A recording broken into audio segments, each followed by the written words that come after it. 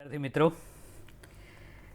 Chapter 4 continue करिए छीए આપણે નવો ક્વેશ્ચન છે પરિભ્રમણ કરતા ઇલેક્ટ્રોનની ચુંબકીય ડાયપોલ મોમેન્ટનું સૂત્ર કોણીય વેગમાનના સંદર્ભમાં મેળવો।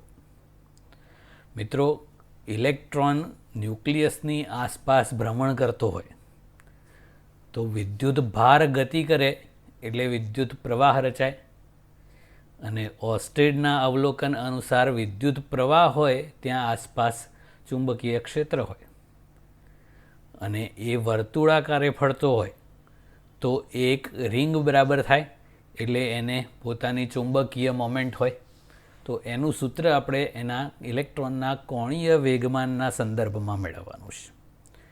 તો મિત્રો આવું એક ન્યુક્લિયસ છે, નીલ બોરે પરમાણુ મોડેલ આપેલું એ અનુસાર કેન્દ્રમાં પ્રોટોન અને ન્યુટ્રોન્સ હોય।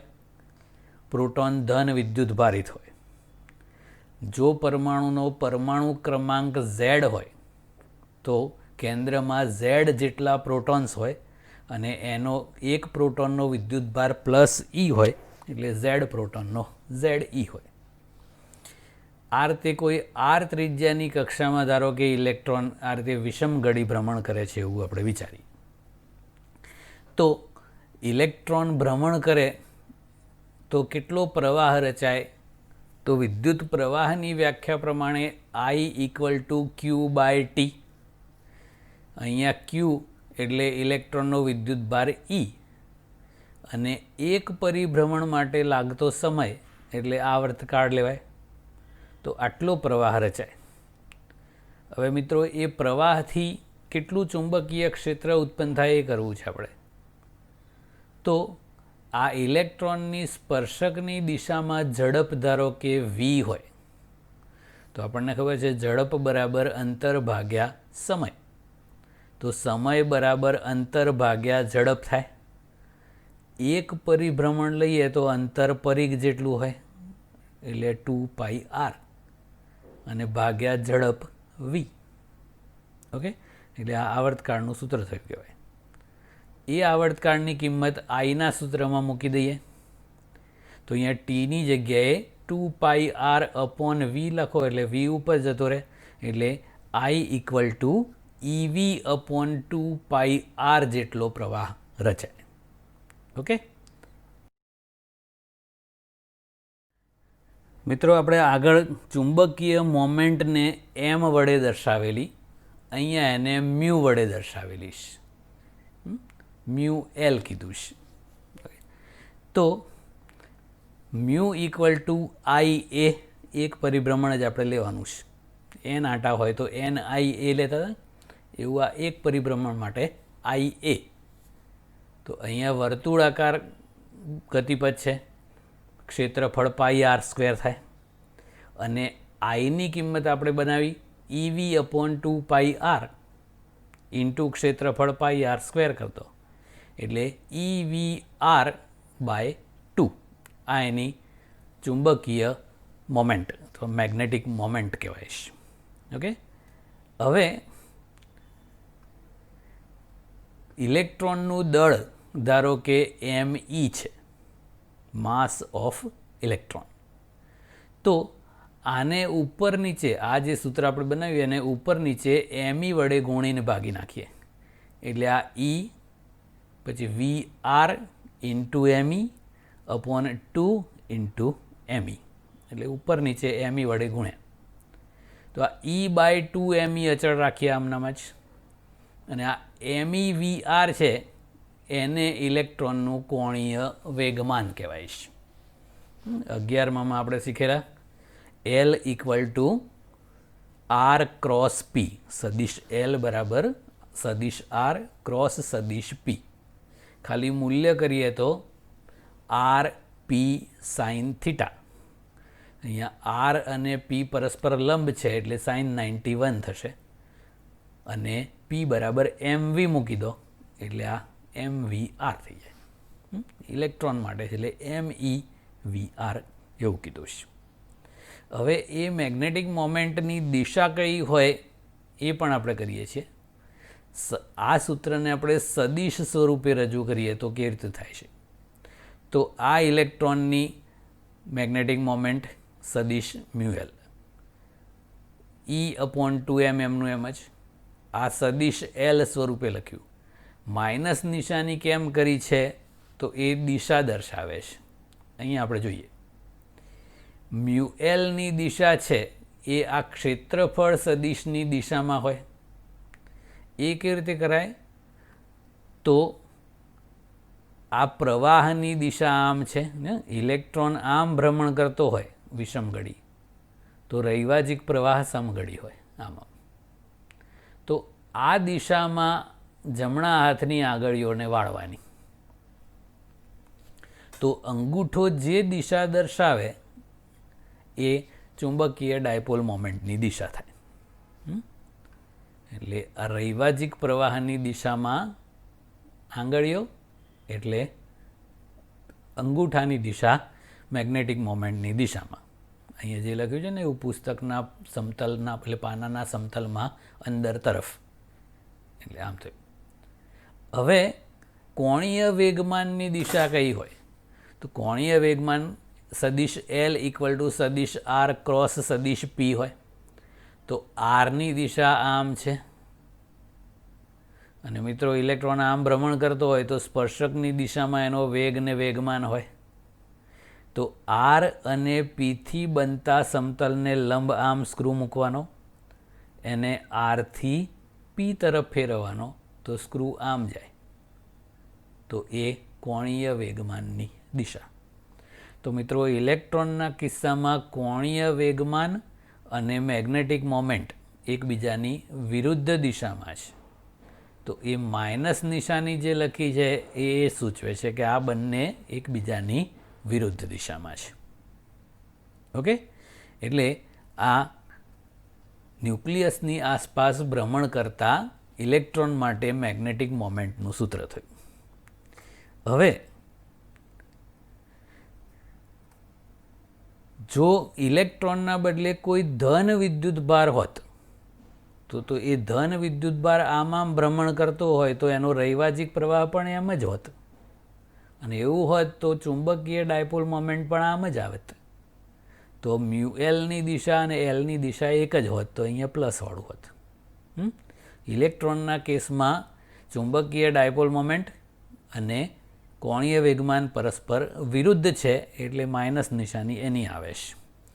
હવે આ કોણીય વેગમાન અને ચુંબકીય ડાયપોલ મોમેન્ટનો સંબંધ થઈ ગયો. ખાલી મૂલ્ય સ્વરૂપે લખો તો આ મ્યુએલ અને આ એલ એ બેનો ગુણોત્તર લખીએ તો માત્ર મૂલ્ય દર્શાવો તો E/2me થાય. તો ઇલેક્ટ્રોનની ચુંબકીય ડાયપોલ મોમેન્ટ અને કોણીય વેગમાનનો ગુણોત્તર E/2me છે. એને ગાયરોમેગ્નેટિક રેશિયો કહેવામાં આવે છે. અને આપણને ખબર છે કે E અને m એ બંને અચળાંકો છે. તો આ બંને અચળ છે, એટલે આ ગુણોત્તર એટલે કે આ જે ગાયરોમેગ્નેટિક રેશિયો છે એ હંમેશા અચળ હોય છે. પર્ટિક્યુલર ઇલેક્ટ્રોન માટે એનું મૂલ્ય કરવું હોય તો આ Eની કિંમત 1.6 × 10⁻19 કુલમ, આ 2 ઇલેક્ટ્રોનનું દળ લેવાનું 9.1 × 10⁻31 કિલોગ્રામ. પછી એ સાદું રૂપ આપો એટલે ઇલેક્ટ્રોન માટે ગાયરોમેગ્નેટિક રેશિયોની કિંમત મળે છે 8.8 × 10⁸. આનો એકમ કુલંબ અને આનો કિલોગ્રામ, એટલે કુલંબ પર કિલોગ્રામ. ઓકે, હવે બોર મેગ્નેટોનની વાત કરવાની છે. તો મિત્રો નીલ બોરે પરમાણુ મોડેલ આપેલું, એમાં એણે 2 અધિતર્ક આપેલા છે. કેમેસ્ટ્રીમાં તમે ભણ્યા હશો.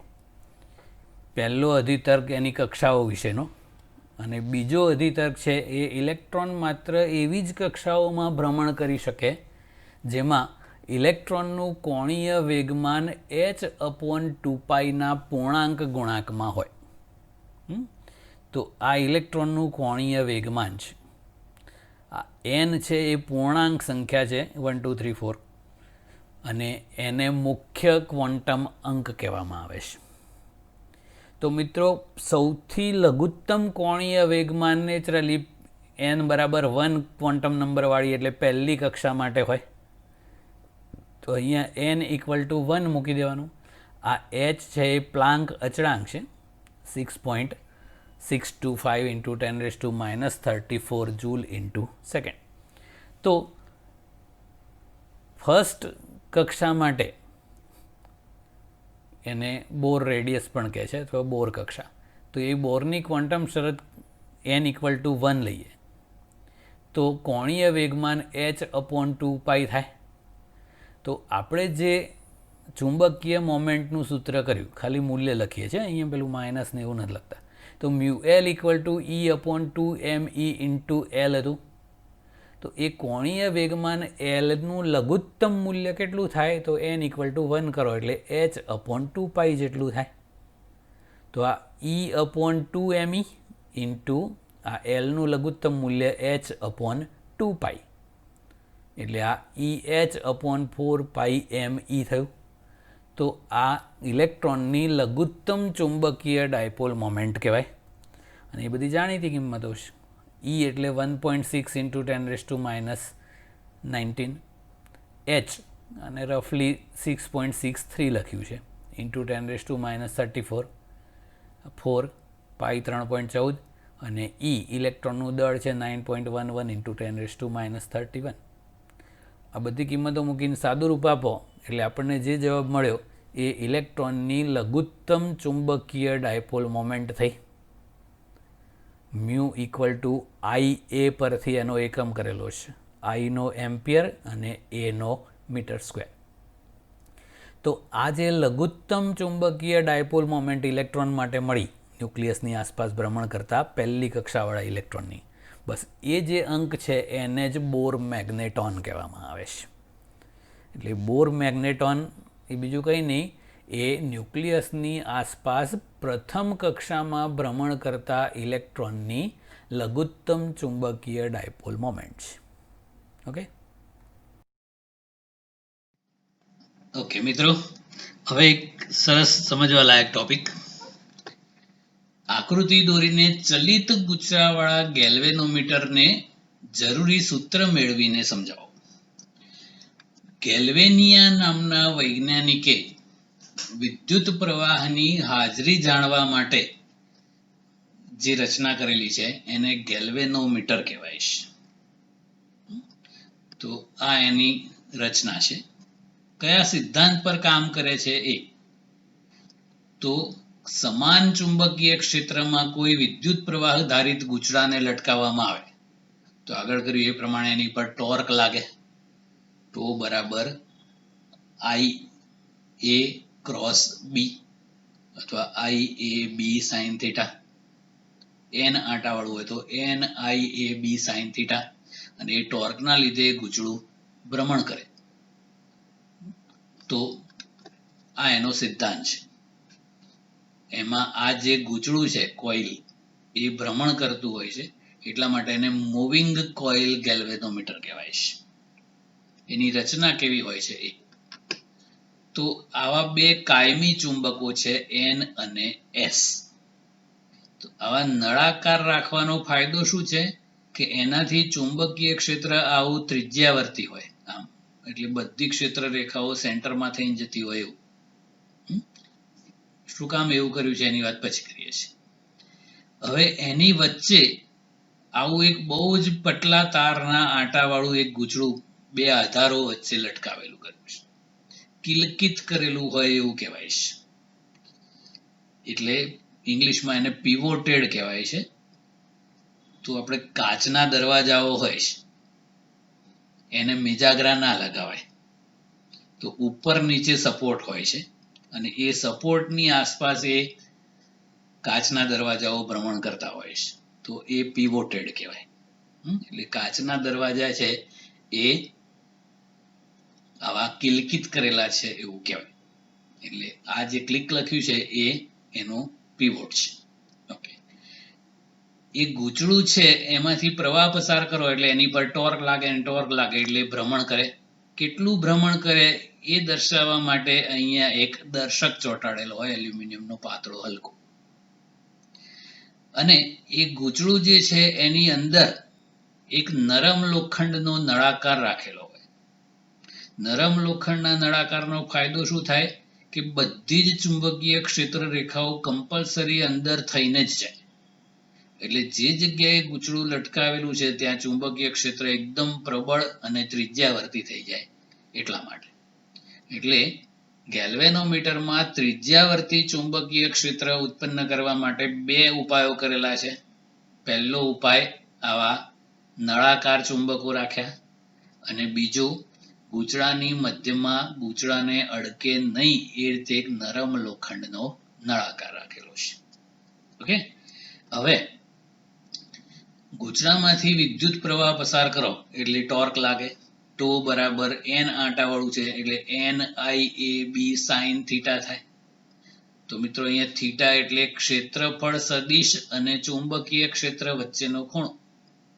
તો આ ત્રિજ્યાવર્તી ચુંબકીય ક્ષેત્ર રાખ્યું છે તો એનો ફાયદો શું થાય કે ગમે તે સ્થિતિમાં એ ક્ષેત્રફળ સદિશ અને ચુંબકીય ક્ષેત્ર એ હંમેશા પરસ્પર લંબ જ હોય.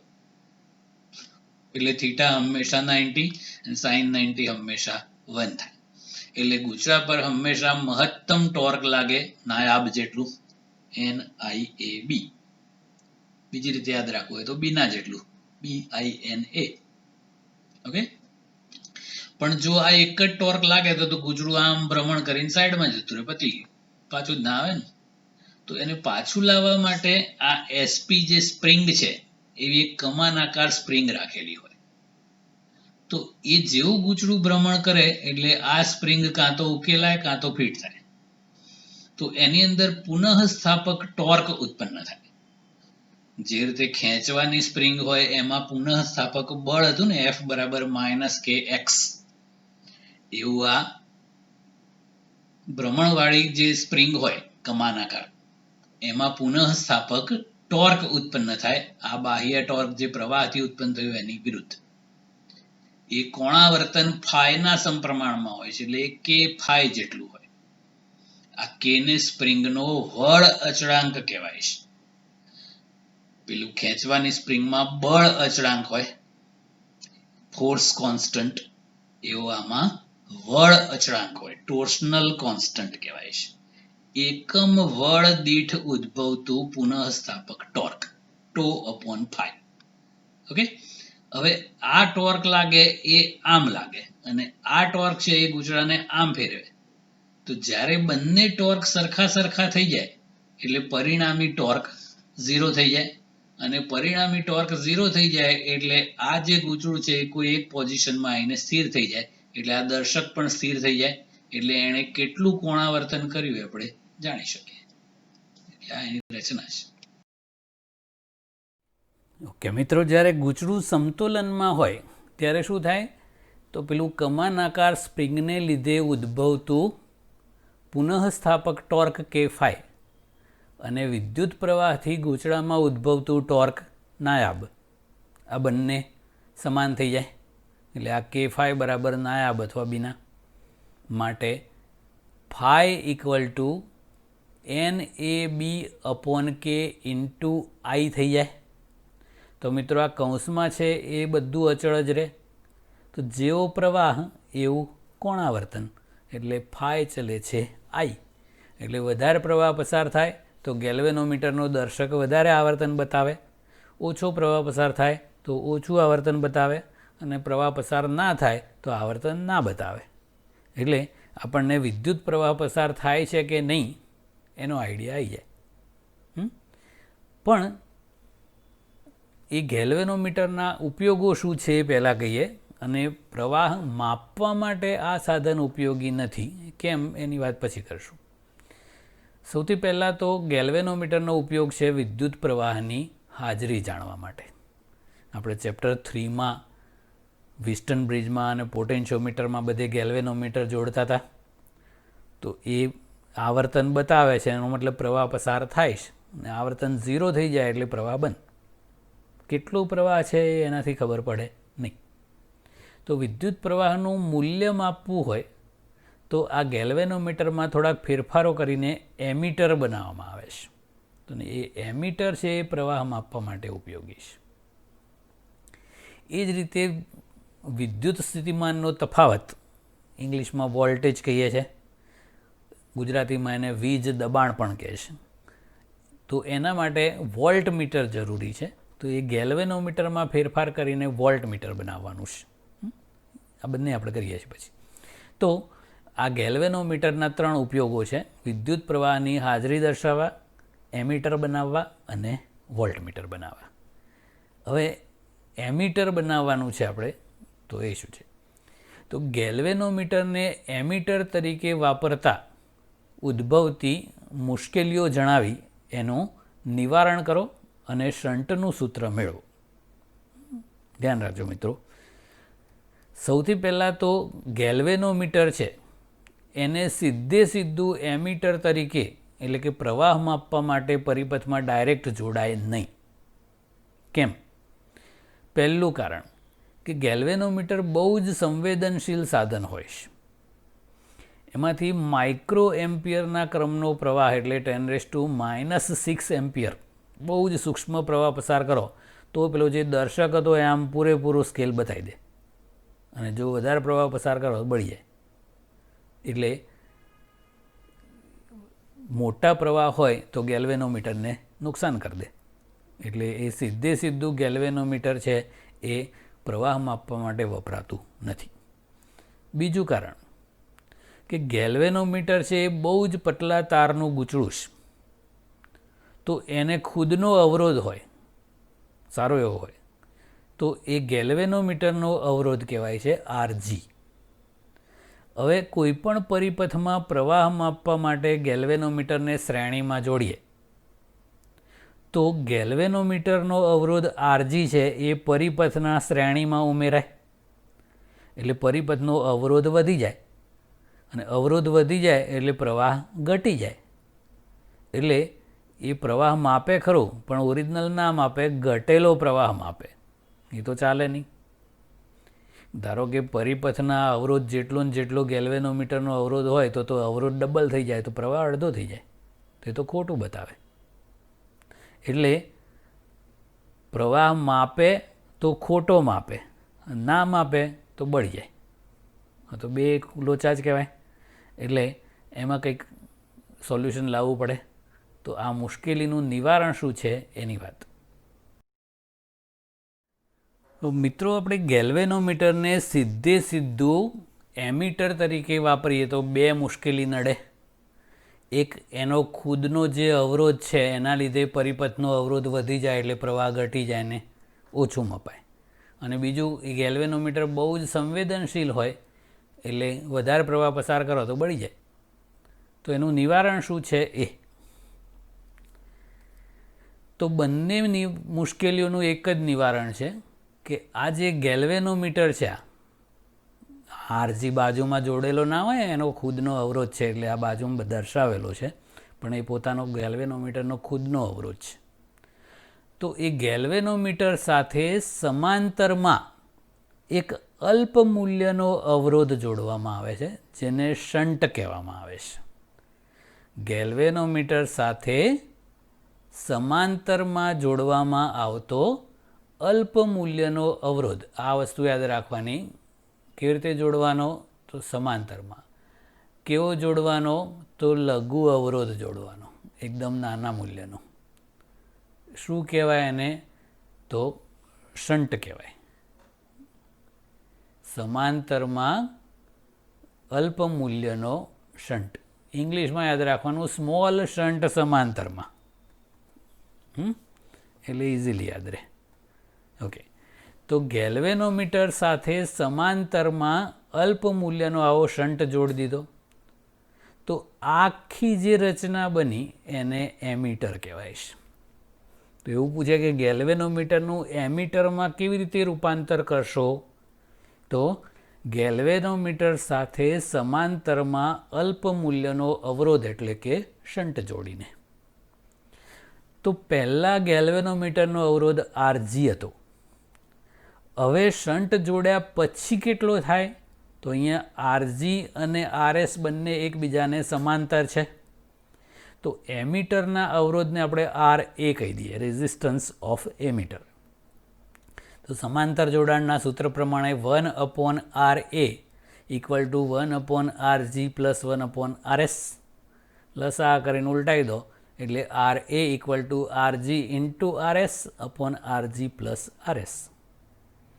અને મિત્રો આ જે સમતુલ્ય અવરોધ છે એ નાનામાં નાના મૂલ્ય કરતાં પણ નાનો થાય. તો RGના સંદર્ભમાં RS બહુ જ નાનો છે. તો આ બંનેનો સમતુલ્ય અવરોધ જે RA છે એ RSથી નાનો થઈ જાય. એટલે બહુ જ સૂક્ષ્મ, RSની નજીકનો પણ નાનો, એનાથી નાનો. તો આ એમીટર બની ગયું જેનો અવરોધ બહુ જ સૂક્ષ્મ છે. તો એને આપણે કોઈ પરિપથમાં જોડીએ તો બહુ સૂક્ષ્મ અવરોધ જ પરિપથમાં ઉમેરાય, એટલે લગભગ કંઈ ના ઉમેરાય એવું કહેવાય. એટલે પરિપથનો અવરોધ એનો એ જ રહે, એટલે પ્રવાહ પણ એનો એ જ રહે. બીજી મુશ્કેલી શું હતી બળી જવાની? તો એનું નિવારણ કેવી રીતે થાય છે? તો અહીંયાથી જે પ્રવાહ આવે એ પહેલાં શું થતું હતું, બધો પ્રવાહ ગેલ્વેનોમીટરમાંથી જતો હતો એટલે બળી જતું હતું. હવે અહીંયા પ્રવાહ આવે તો ગેલ્વેનોમીટરમાં એની ક્ષમતા જેટલો જ પ્રવાહ જાય ને બાકીનો બધો તો આમ બાયપાસ થઈ જાય ને શંટમાં થઈને જાય. એટલે ગેલ્વેનોમીટર બળે નહીં. પણ યોગ્ય RS જોડ્યા પછી એ ગેલ્વેનોમીટરનું જે જૂનું ડાયલ હોય એનું યોગ્ય અંકન કરવું પડે. એટલે ચોક્કસ એમ્પિયર અથવા મિલી એમ્પિયર કે માઇક્રો એમ્પિયર પ્રવાહ માપતું હોય એ પ્રમાણે. તો એ રીતે એમીટર બની જાય. તો કેટલો પ્રવાહ આપણે ઓરિજિનલ માપવો છે એ અનુસાર આ શન્ટ જોડવો પડે. તો એ શન્ટનું સૂત્ર કરી આવે. તો મિત્રો ગેલ્વેનોમીટરનું એમીટરમાં રૂપાંતર કરવું હોય તો શન્ટ જોડવો પડે ગેલ્વેનોમીટર સાથે સમાંતરમાં. કેટલા મૂલ્યનો શન્ટ જોડવો પડે એનું સૂત્ર આપણે કરીએ છીએ હવે. તો આપણે ધારો કે I જેટલો પ્રવાહ માપવો છે. ગેલ્વેનોમીટરની પ્રવાહ ક્ષમતા IG છે. તો નેચરલી આ એના કરતાં મોટો પ્રવાહ માપવો છે.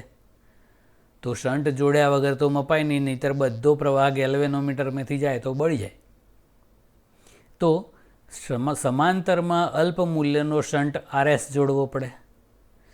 તો અહીંયા શું થશે કે I પ્રવાહ આવે અહીંયા સુધી, પછી એમાંથી એવો શન્ટ જોડવાનો કે જેથી ગેલ્વેનોમીટરમાંથી એની ક્ષમતા જેટલો એટલે IG પ્રવાહ જાય અને બાકીનો બધો IS એટલે I માઇનસ IG કહેવાય એ બધો શન્ટમાં થઈને જાય, પછી અહીંયા જઈને ભેગો થઈ જાય.